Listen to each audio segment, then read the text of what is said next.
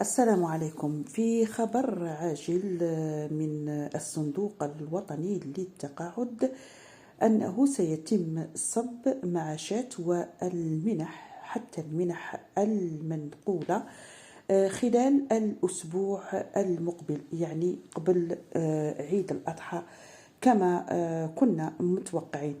إذا إن شاء الله اللي يخلصوا الموالفين يخلصوا 15 و 16 و 17 من كل شهر، راحين ان شاء الله راحين يخلصوا ان شاء الله مركودي او الاربعاء 12 جوان، واللي موالفين يخلصوا 18 و 19 و 20 و 21 من كل شهر ان شاء الله راح تدخل لهم الخلصه نهار يعني نهار الخميس 13 جوان، واللي موالفين يخلصوا 22 23 24 25 حتى 26 ان شاء الله تدخلهم الخلصه تاعهم نهار الجمعه 14 جوان.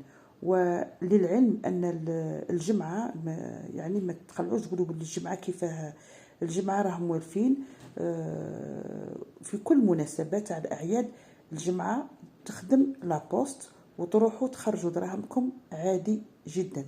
وللإشارة أن هذا الخلصة إن شاء الله تاع جوان راحين تلقاو فيها الزيادات اللي كانت مقررة. إذا إن شاء الله تصرفوهم بالصحة والسر، وعيدكم مبارك، وإن شاء الله ربي يفرحكم ويفرحنا.